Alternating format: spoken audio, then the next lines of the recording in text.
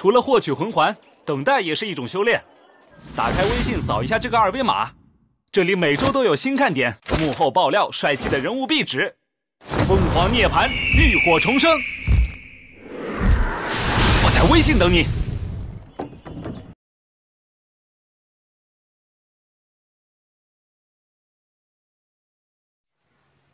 Tangshan kemudian melemparkan ubin perintah kepada Myers. Setelah melihat ubin perintah tersebut, mereka takut dan akhirnya kabur dari tempat makan tersebut. Silong yang melihat itu, dia mengira bahwa rombongan Tangshan dari Aula Wuhun dan bertanya mengenai itu. Kakek Titan menjawab, "Kita dan Aula Wuhun adalah musuh," serta mengenalkan Rongrong dari sekte Qiabo, sekaligus sebagai putri dari Patriark Ning. Dia juga sangat membenci sistem dari Aula Wuhun yang semena-mena. Di sini, Tangshan juga menjelaskan bahwa ubin perintah yang ia dapatkan adalah pemberian dari gurunya untuk Tangshan sendiri. Kemudian, Ma Hongjun meminta kepada Tangshan untuk menghajar pengikut Aula Wuhun tersebut. Tetapi Tangshan tidak memperbolehkannya, karena jika ia membuat masalah di sini, maka asosiasi pandai besi juga akan terlibat dalam masalah besar. Tangshan kemudian bertanya tentang hubungan asosiasi pandai besi dengan Aula Wuhun kepada Silong. Dengan nada keras, Silong menyebutkan bahwa Aula Wuhun menganggap asosiasi pandai besi sebagai pengrajin yang tidak berguna.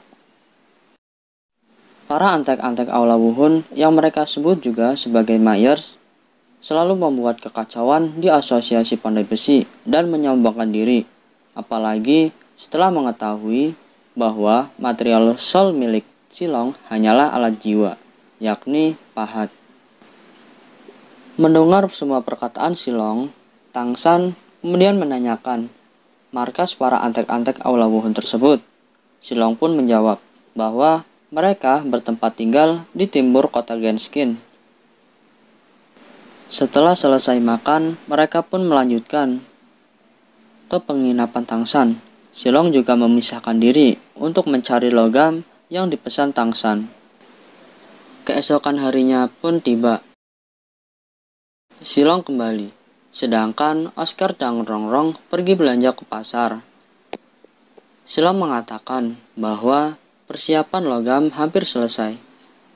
Hanya tinggal menunggu besi dalam yang mungkin akan dikirimkan pada esok hari. Silong juga mengatakan akan mengirim 2 junior untuk pergi bersama Lugao, karena dia sangat khawatir akan kesehatan gurunya. Bahkan sampai sekarang Lugao belum makan sama sekali karena ia terlalu fokus pada senjata jarum bunga pir yang diberikan Tangshan. Rongrong dan Oscar kemudian pulang. Setelah sampai di penginapan, ia mengeluarkan semua perbelanjaannya dengan secara bertahap. Yang pertama, ia mengeluarkan kristal emas. Melihat itu, Tangshan kaget karena bagaimana bisa ia mendapatkan kristal emas dengan mudah. Tangshan pun mengambil kristal tersebut dan mengenakan jarinya, sehingga membuat batu kristal tersebut menjadi jarum emas. Setelah Tangshan mengambil barang yang pertama, kemudian Rongrong mengeluarkan barang yang kedua, yakni besi yang cukup besar. Kali ini Silonglah yang mengambil besi itu dan mengeluarkan material soulnya, serta memecahkan lapisan besi itu, sehingga keluarlah warna hitam pekat di dalamnya. Kira-kira besi tersebut beratnya mencapai 100 kg. Harganya pun menembus 10 kali lipat lebih mahal dari besi dalam.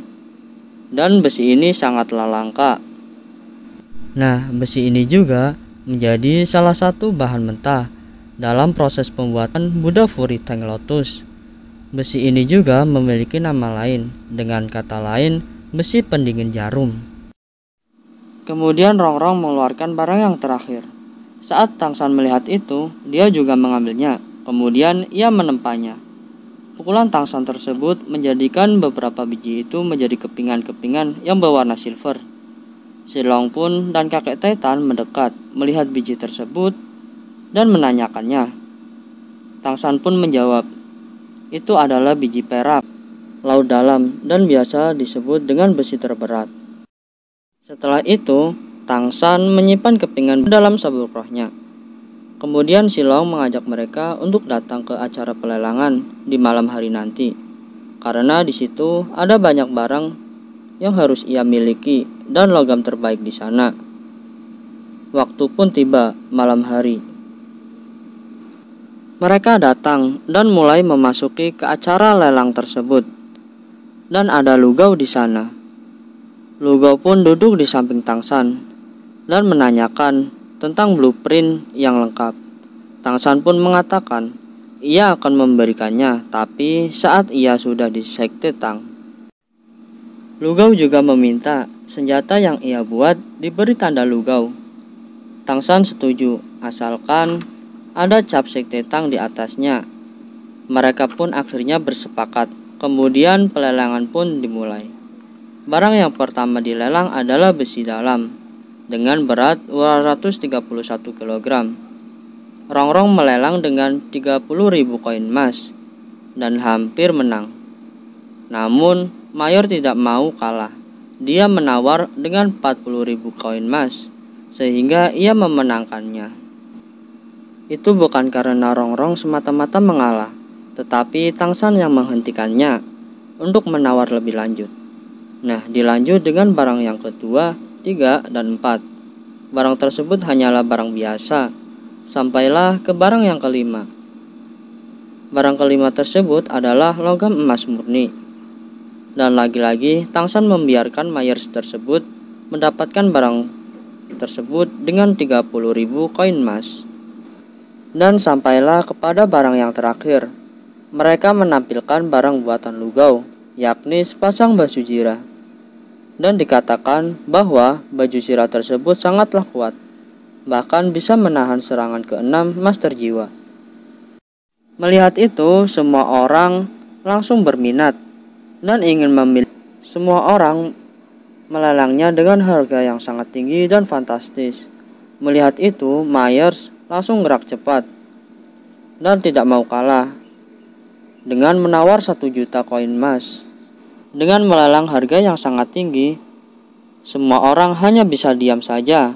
Namun di sini Lugao mulai kesal, karena bagaimanapun itu adalah barang yang pernah ia teliti selama 10 tahun. Dan Mayor cuma bisa mengambilnya dengan harta dia. Lugao dengan rasa kecewa dan marah, dia langsung meninggalkan tempat pelelangan tersebut. Rombongan Tangsan pun ikut keluar bersama Lugao. Kemudian Tangsan menghampiri Lugao dan mengatakan bahwa malam ini juga setelah acara pelelangan selesai, Tangsan akan membawakan baju zirah itu kembali kepada Lugao. Dan menunggu beberapa waktu, pembantaian pun dimulai. 监视，却发现迈尔斯正集结人马呢。